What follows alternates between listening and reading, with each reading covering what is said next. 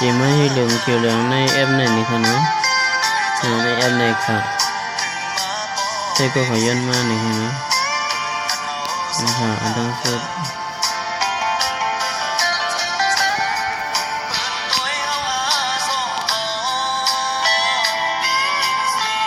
อันดังสุดให้เป็นเลยกว่าถ้าโป้งกันค่ะเนาะครั้งเดียวนี่ก็กันเนาะ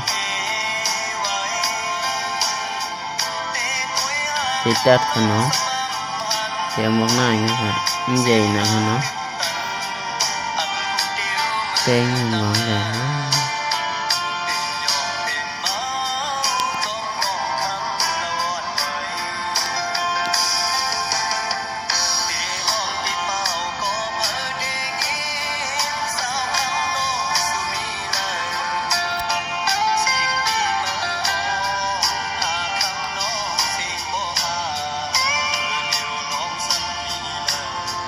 ตั้งค่ะดังเข้ามาดีเลยค่ะเนาะเข้ามาดีเลยค่ะนี่ค่ะเข้ามาดีเลยค่ะเนาะแล้วก็เข้ามาดีในแถมค่ะเนาะดีมากเลือกด้วยนี่ค่ะเนาะมันตั้งได้เดียวนี่ก็เข้าไปเลยเลือกซึ่งก็วิธีแสงด้วยนี่ค่ะนี่มันตั้งได้เดียวในยาวนี่ค่ะเนาะนี่ก็มานี่ค่ะเนาะแล้วก็มาเลือกสีค่ะเนาะว่าให้เหลืองเขียวแหลงนี่ก็ดีเลยเอาสีเหลืองนี่ค่ะ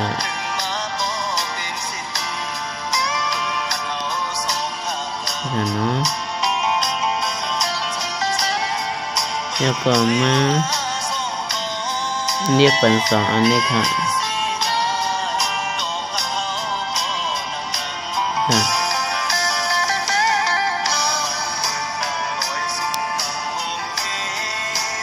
ค่ะเนาะดังสุดที่เลยมาเขาดีในเทียงก้ามกันว่าก็ปีนี่ค่ะเนาะ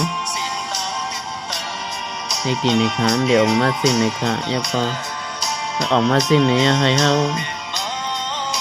กดนี่เขาก็ดีนี่ค่ะเนาะที่เป็นตัวท่าสีนี่ค่ะเนาะนี่แล้วก็มาเปิดตอนดีนี่ค่ะเนาะนี่ค่ะที่ก็เลือกสีเขียวค่ะเนาะนี่ค่ะเนาะ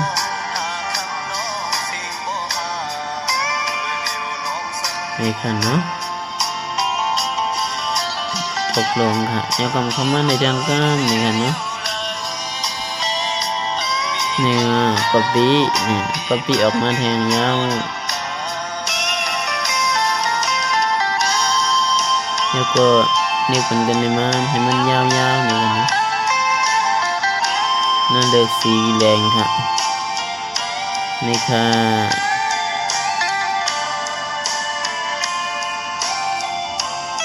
เป็นอันเข้มแหลมยาวนี่ค่ะเนาะแล้วก็เข้ามาที่ copy ในทางก้ามค่ะใหญ่ยาวค่ะเนาะแล้วก็ตากลงมานี่ค่ะเนาะแล้วก็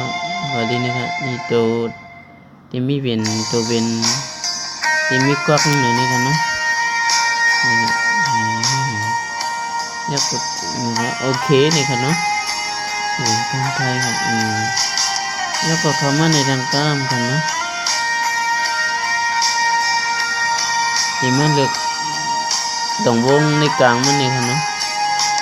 นี่ค่ะนี่ค่ะนี่ก็เขาก็ย่อเข้าไว้นี่ค่ะ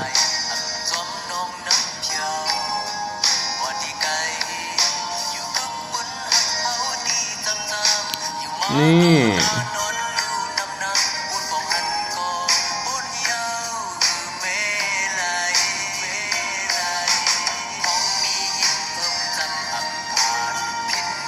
ให้มันตกกลางๆนี่ค่ะเนาะตกลงแล้วก็เล็กดินในหางก้ามเนาะ นี่nó ổng mất riêng này hết thì lấy không phải đi thang đấy hơn cái mà nó nè lúa anh em phe thôi nó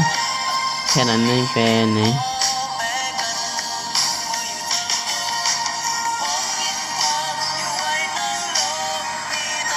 này có họ tỷ kiếp thôi nó có tỷ kiếp bên đây khen hàng nó này thôi nó đây nàyค่ะ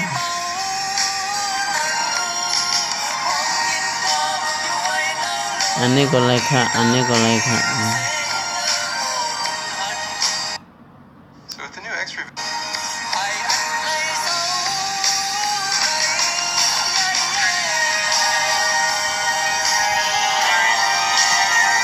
ก็เขาเฮ็ดจิ้มในย่างนี้เขาตีใน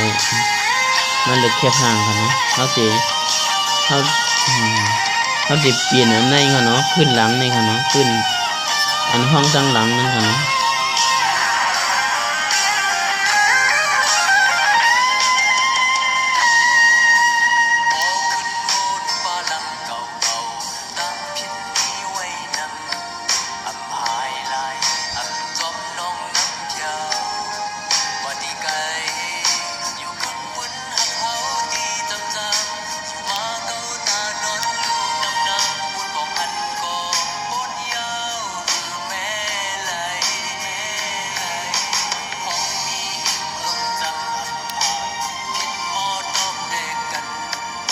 นี่ค่ะเนาะ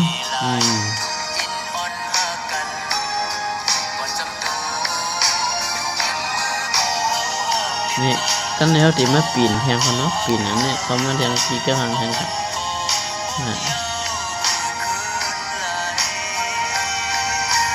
แค่พังให้อยู่ดีเลยก็ดีเลยหามาใส่นี่ค่ะเนาะ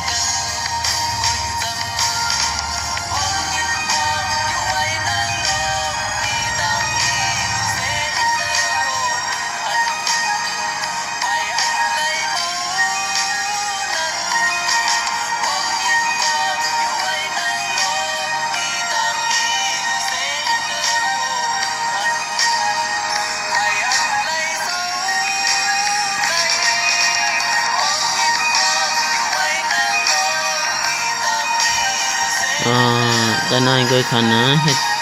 hết cho muốn trang khả ná cái này coi khả mới xuống khả